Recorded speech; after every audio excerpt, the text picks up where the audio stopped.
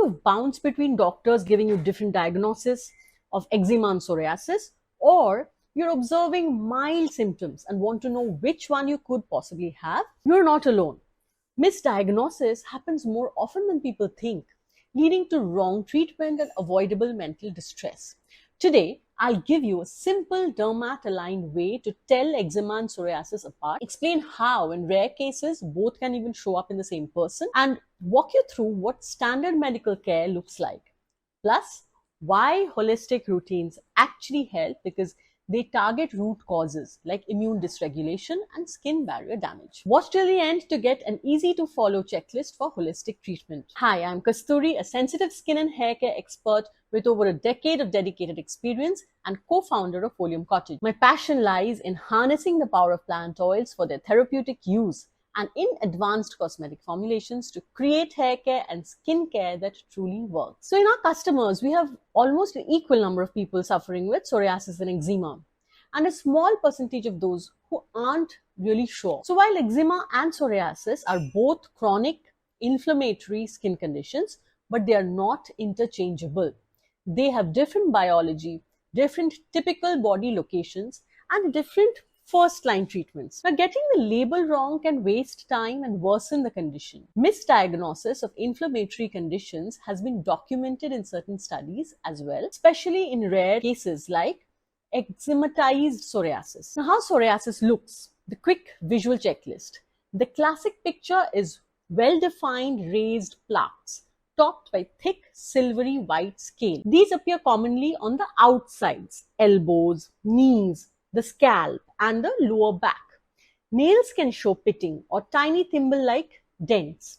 When we say plaque, it simply means a broad raised lesion, and scale or scaling means a buildup of dead skin cells that looks flaky. How eczema or atopic dermatitis looks? Well, eczema usually appears as ill-defined, reddish or brownish patches that are very itchy with oozing or crusting in acute conditions. It may lead to dry, lichenified or thickened skin from heavy scratching in chronic cases. It often appears on the insides, like inside of elbows, behind the knees, neck, eyelids, and fingers and palms of hands. A few telltale signs: sharp edges plus thick silvery scale is most likely psoriasis. Weepy, very itchy, less sharply defined patches, especially in flexures or eyelids, could be eczema. Nail pitting and symmetric plaques over elbows or knees, probably psoriasis. Hand or eyelid involvement often points to adult eczema. And yes, both eczema and psoriasis can affect the scalp. That's a common confusion zone. In tricky cases, dermatologists use a skin biopsy, a tiny sample examined under a microscope to differentiate. One common question we get: can one person have both? Well, short answer is yes, but it's not common.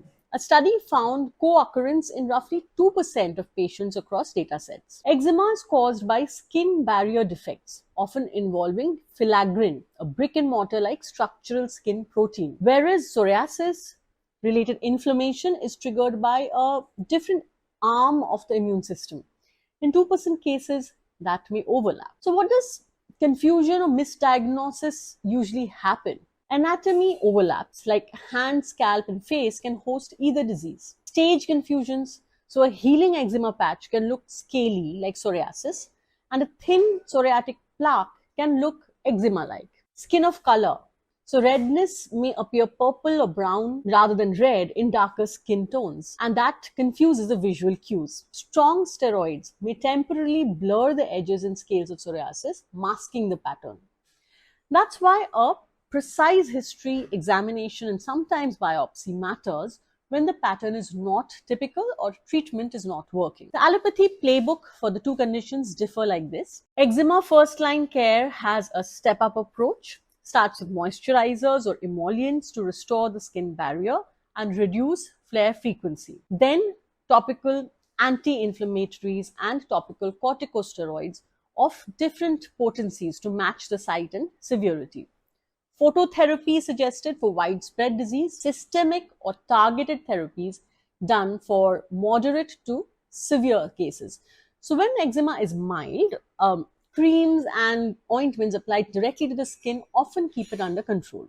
But if eczema is widespread, very severe, or not improving with creams, doctors may move to systemic therapies. These are medicines that work inside your body, not just on the skin's surface. They are called targeted when they're designed to block specific parts of the immune system that cause the inflammation and itching. Let's familiarize you with the two main types of targeted therapies, which are biologic injections. These are lab-made antibodies that switch off certain immune messengers, and JAK or JAK inhibitor tablets, which are pills that block certain enzymes inside immune cells. Now, for psoriasis first-line care. This starts with observing physical cues, patient history, and severity. Treatment typically starts with topical steroids, vitamin D analogs, sometimes coal tar for plaques and thick areas. Phototherapy is suggested in select cases. Systemic or targeted therapies for moderate to severe disease or psoriatic arthritis. Point to note here for both psoriasis and eczema is that the allopathy treatment is actually moving away from the old blanket immune suppressors like long-term steroid pills and toward precise targeted treatments like biologics and targeted drugs. The latter are now preferred over long-term systemic steroids because they have lesser side effects and rebounds. Now, this brings us closer to what we strongly believe in, that chronic skin conditions are much better tackled from within. Holistic routines that we keep on recommending to our customers helps both eczema and psoriasis to heal from within. Now, let's be clear. For moderate to severe disease, medical therapy should be your primary plan. But holistic care has a lot of merit too. It's about calming the immune system through nature-aligned methods and repairing the barrier so you flare less and respond better. Here is your 4-step must-do list for holistic healing alongside medical treatment. Number 1, barrier repair, especially for eczema. Daily liberal emollient use reduces flare frequency and drug need. Choose healing oil blends of therapeutic grade that are time-tested. Read more on the National Eczema.org website on how alternate therapies are now being suggested in mainstream treatments too.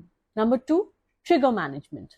Avoid irritants like harsh detergents, artificially fragranced products, hot water, rough fabric. Infections and skin injury through scratching and friction can actually trigger psoriasis flares in what is called Keebnerization or new lesions at injury sites. So gentle skincare, short lukewarm showers and cotton clothing reduce mechanical triggers. Number 3, mind-skin connection. This works for both. Studies have shown mindfulness-based stress reduction techniques can improve quality of life and speed up skin clearance when combined with phototherapy. We have, of course, seen and heard of this repeatedly from our users. Turning down the body's stress, which is often unseen and unacknowledged, brings down inflammatory signals. Number 4, sleep, movement, metabolic health. Psoriasis in particular shows great improvement with sleep, regular activity, and weight management, as these can reduce systemic inflammatory load. Reality check here. Herbal or DIY miracles without evidence may irritate or interact with treatments. If you are into natural therapies, find practitioners and brands that are authentic. You will know when you ask a lot of questions. So here's a snapshot of the 4-step routine that can reverse serious skin conditions even from chronic stages. Save it to implement holistic lifestyle changes and let us know in the comments how they work for your condition. So bottom line, eczema and psoriasis can look alike, can rarely coexist, and can both be very hard to live with. But they are biologically different, so treatments diverge. Pair your medical care with holistic routines that repair the barrier, reduce triggers, and calm stress. There will always be naysayers around you, but you can reclaim control over your own health, starting with telling yourself, I got this. If this helped, hit subscribe and share it with someone who's going through a tough time putting a name to their skin's behavior. Thank you so much for watching.